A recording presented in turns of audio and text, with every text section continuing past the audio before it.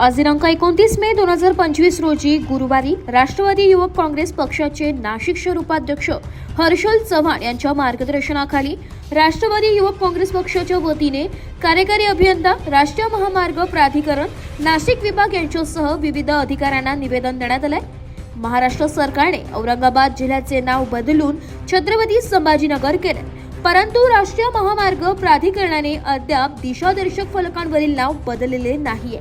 तसेच नाशिक धुळे महामार्गावरील आडगाव नाका बळी मंदिर चौकाजवळील पुलावर लावलेल्या दिशादर्शक फलकावरून औरंगाबादचे नाव काढून ते छत्रपती संभाजीनगर करण्याची मागणी ही निवेदनात करण्यात आली आहे। जर दिशादर्शक फलकांवरील नाव 10 दिवसात बदलले नाही तर पक्षाकडून जनआंदोलन छेडले जाईल असा इशारा राष्ट्रवादी युवक काँग्रेस पक्षाच्या वतीने करण्यात आलाय। पूर्वी आम्ही हायवे 2-3 ठिकाणी चेक केले, तिथं औरंगाबाद हे नाव आतापर्यंत आहे, ज्याचं नाव संभाजीनगर झालेले।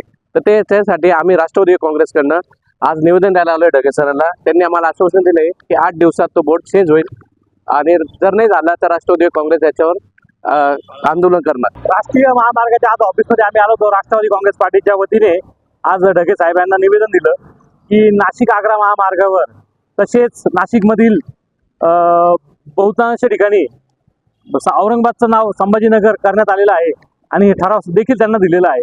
तर त्यांनी आजपर्यंत कुठलंही ते कारवाई केली नाही, बोर्डांचे नाव चेंज केले नाही। तर आम्ही त्यांना आज निवेदन दिलेलं आहे की लवकरात लवकर ते नाव बदलण्यात यावं, अन्यथा राष्ट्रवादी काँग्रेस पक्षातर्फे तीव्र आंदोलन छेडण्यात येईल।